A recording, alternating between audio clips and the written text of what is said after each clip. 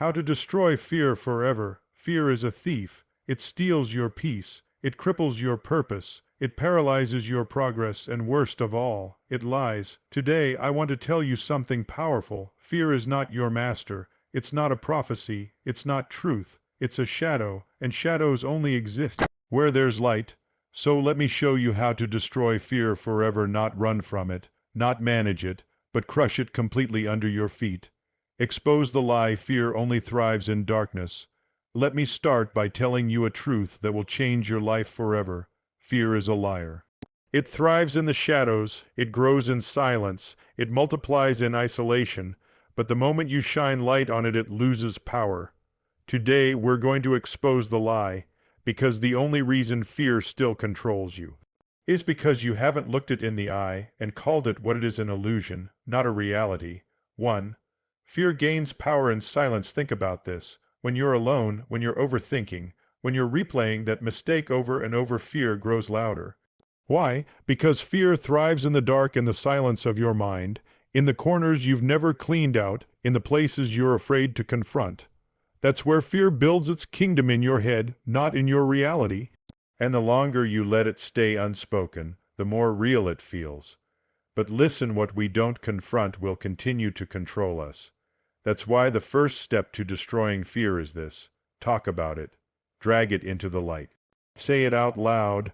Once you speak it, you can see it clearly, and when you see it clearly, you realize most of your fears are lies dressed up as facts. 2. Fear is a master of illusion. Fear is a manipulator. It exaggerates the danger, it distorts your memory, it predicts doom that never comes. How many times have you feared something only for it never to happen? How many nights have you lost sleep over things that never showed up? Fear paints pictures that don't exist. It screams, "What if?" And your brain creates a movie out of it. But here's the secret. Fear cannot create reality. It can only distract you from it. You think you're being cautious, but in reality, you're being robbed. Fear is not protecting you, it's paralyzing you. It's time to stop rehearsing tragedy in your mind and start living in the truth. 3. Truth shatters fear instantly. Imagine a dark room. You walk in and it feels scary. You can't see. You bump into things. Your mind plays tricks on you. But the second you flip the light on, what happens? The fear disappears, because now you can see clearly. That's what truth does. It exposes the lie. If fear says you're not good enough, truth says you were fearfully and wonderfully made. If fear says you'll fail, truth says all things are possible to those who believe. If fear says you're alone, truth says God will never leave you nor forsake you. Truth is your weapon, and the more truth you know, the less fear can manipulate your mind. 4. Name it to tame it. One of the most powerful things you can do is name your fear. Why? Because you can't fight what you won't face. Is it fear of failure, fear of rejection, fear of not being enough? Fear of loss? Once you name it, you strip it of its mystery. It's no longer a monster in the dark, it's a problem with a name. And problems with names can be solved. Call it out, write it down, say, "I am afraid of," and then challenge it. Is this true? Has it ever actually happened? Even if it did, could I survive it? 5. You are more powerful than your fear. Let me tell you something deep. You were not created to live in fear. You were created to rule over it. Fear is a tool of the enemy, and it only wins when you forget who you are. But when you remember who you are, a child of God, chosen, equipped, and destined for greatness, fear shrinks. When you walk in identity, fear trembles. When you stand in truth, fear flees. When you speak life over your mind, fear dies. You don't need to wait for fear to go away before you act. You need to act until fear goes away. Flip the light on. So today, make a decision. Stop hiding from your fear. Stop pretending it's not there. Expose it, speak it, question it, confront it. Because when you bring it into the light, it dies. Fear only wins when you keep the lights off. But the moment you flip the switch, the illusion vanishes and the truth sets you free. You are stronger than you think, smarter than you believe, more resilient than fear could ever handle. So let the light in. Expose the lie and walk boldly into your destiny, because fear no longer has a place in your life. Fear only thrives in darkness, and you, my friend, were born to shine. Do it afraid. Courage isn't the absence of fear. Let's kill a myth today. Too many people are waiting for fear to disappear before they move, before they start the business, before they speak up, before they take the step, before they chase the dream. They wait for fear to vanish, for their hand to stop shaking, for their heart to calm down. But let me tell you the truth. Courage isn't the absence of fear, it's action in the middle of it. Fear doesn't leave before you move, it leaves because you moved. If you want to change your life, you've got to learn to do it afraid. 1. Courage lives in the fire, not outside of it. We often imagine courageous people as fearless, but that's not real. They feel the same fear you do. The only difference, they move anyway. Every great achievement was born in the presence of fear. David felt fear when he faced Goliath. Esther felt fear when she stepped before the king. Moses felt fear when he stood in front of Pharaoh. But they didn't wait for comfort, they walked through fear to get to freedom. Fear is not your cue to stop, it's your invitation to grow. You don't have to feel brave to be brave. 2. If you wait for the fear to leave, you'll never move. Fear has one job: to keep you still. It will say, it's not the right time, you're not ready, what if it doesn't work? But here's the secret: fear never leaves first, action comes first. Clarity comes after, confidence comes after. You don't become fearless by standing still, you become fearless by walking through what you fear. If you wait to feel ready, you'll be waiting for the rest of your life. Sometimes the only way to win the battle is to walk onto the battlefield shaking. But if you take the step, fear will fall. 3.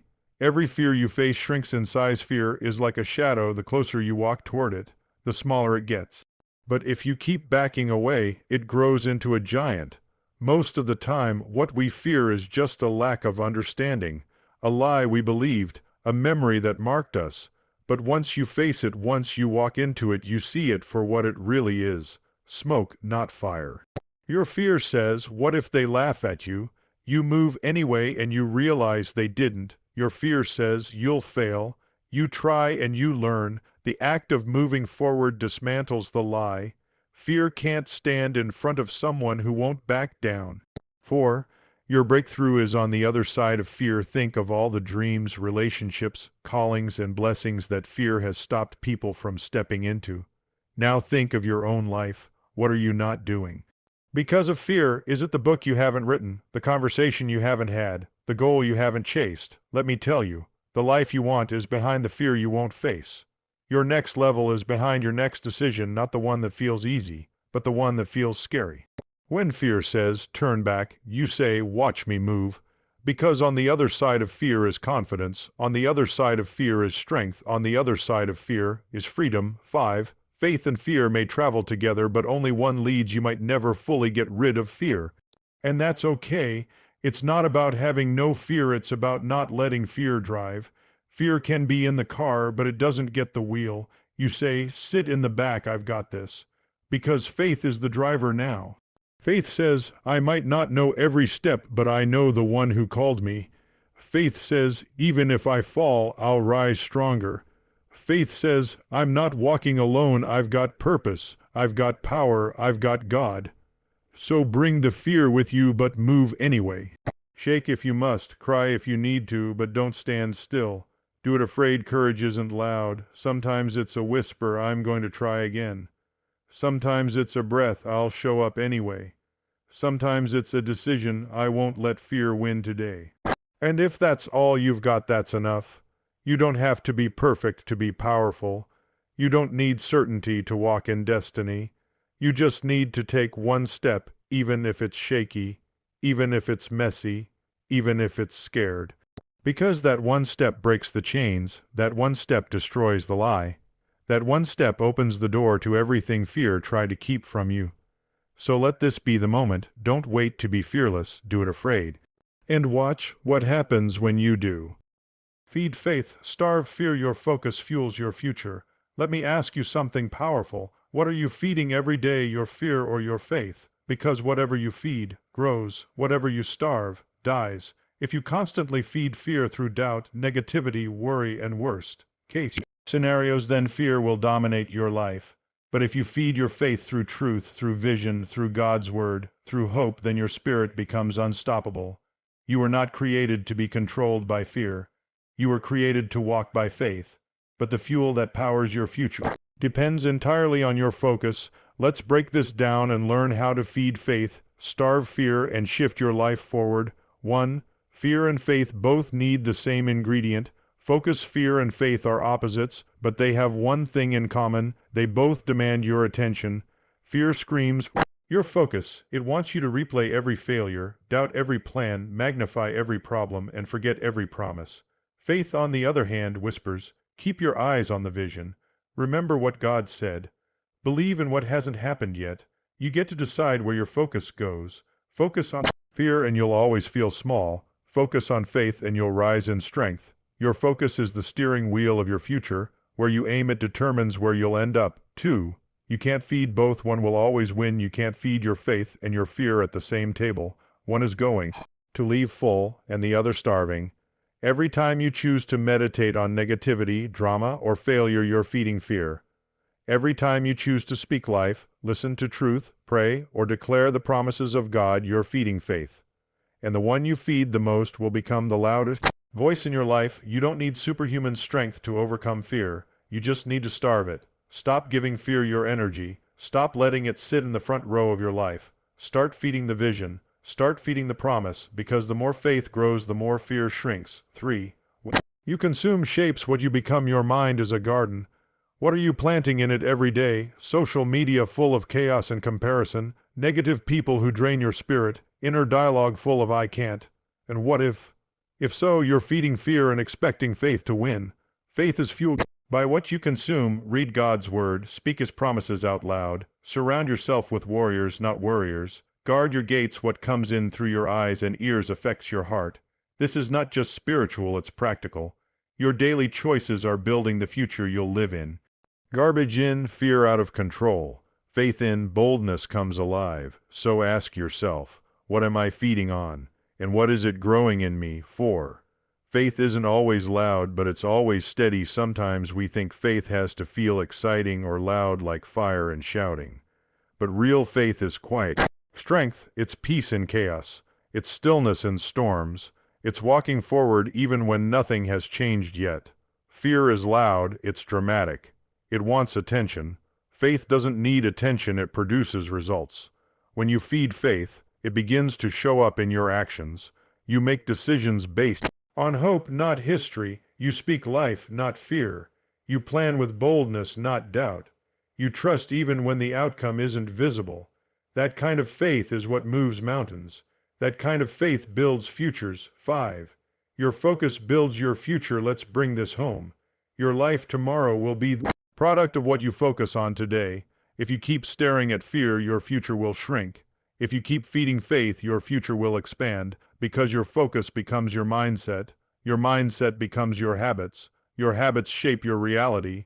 Where your eyes go, your life follows. So focus on the vision God gave you. Focus on what's possible. Focus on your progress, not your problems.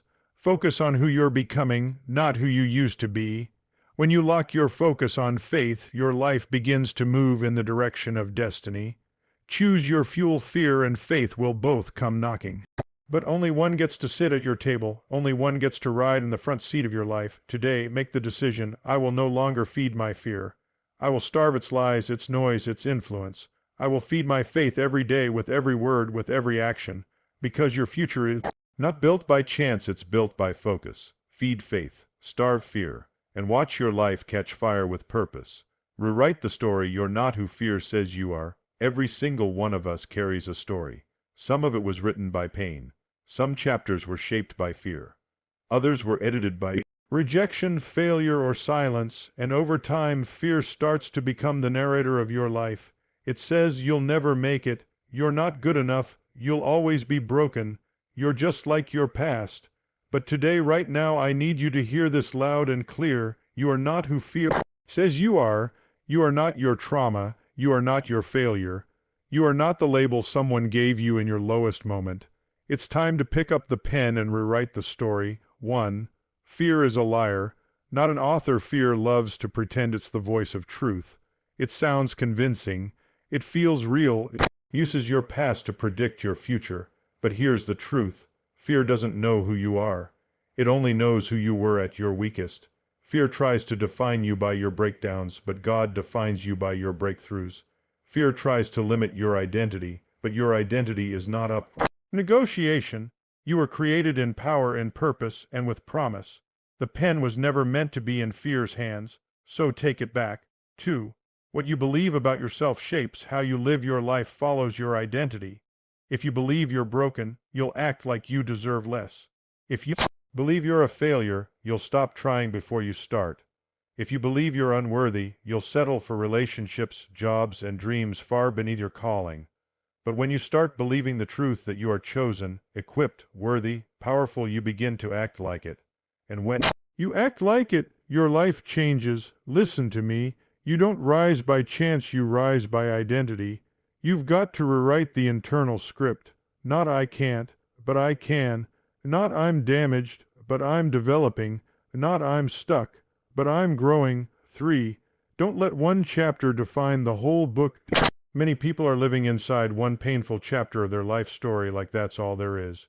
You had a setback, a loss, a season of fear, and now fear keeps replaying that moment, trying to convince you that it's the full story, but it's not. You're more than the worst thing that happened. You're more than the mistakes you made. You're more than the fear you felt. The story isn't over. You're still breathing. That means the pen is still moving, and the next chapter can be radically different, but only if you stop letting fear write it.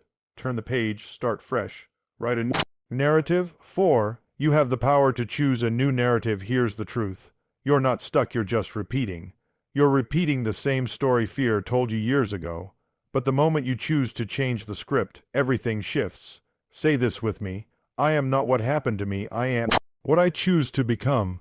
I refuse to live in the prison of old labels. I am writing a new chapter, and fear is not the author.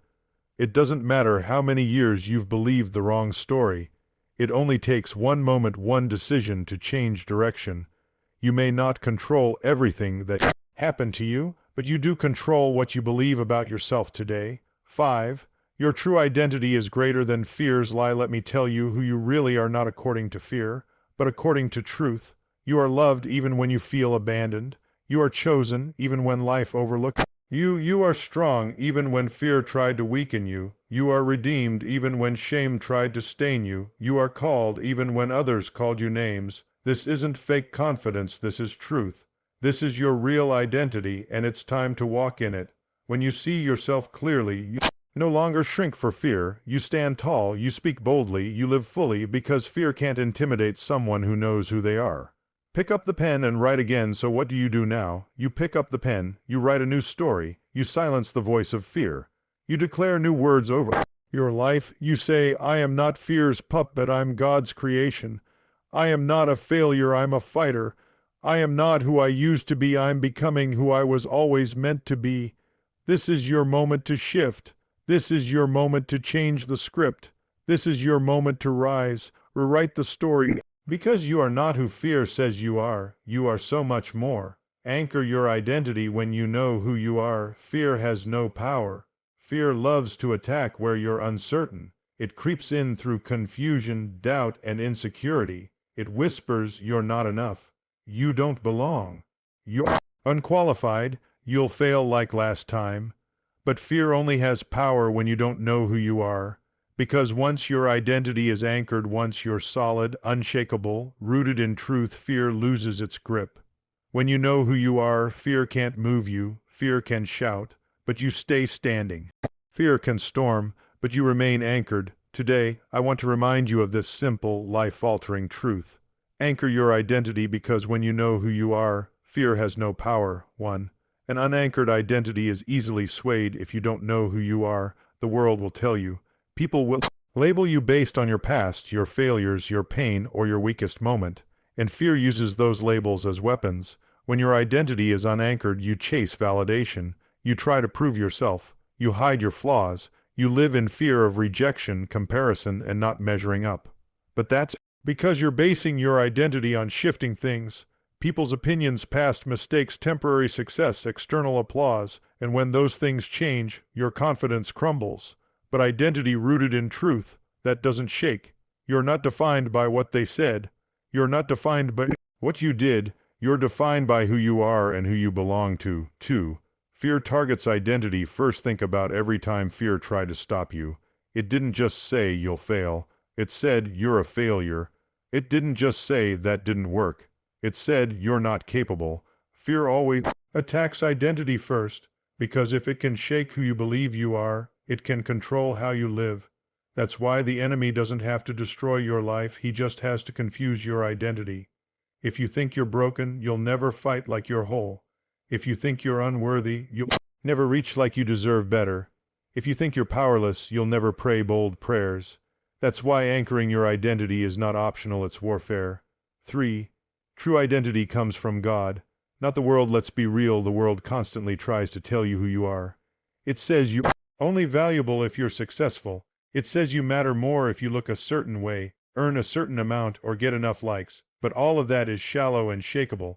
Your true identity comes from God, not culture, not popularity, not performance. You were created with intention, formed with purpose, loved before you performed, chosen before you were qualified, called before you were even born. And when you live from that truth, fear gets exposed for the fraud that it is. Because fear says you're not enough. But God already said you are mine. 4. When you know who you are, you don't chase, you stand anchored. People don't chase attention, they carry authority. They don't beg for acceptance, they walk in confidence. They don't fear rejection, they know their worth isn't up for debate.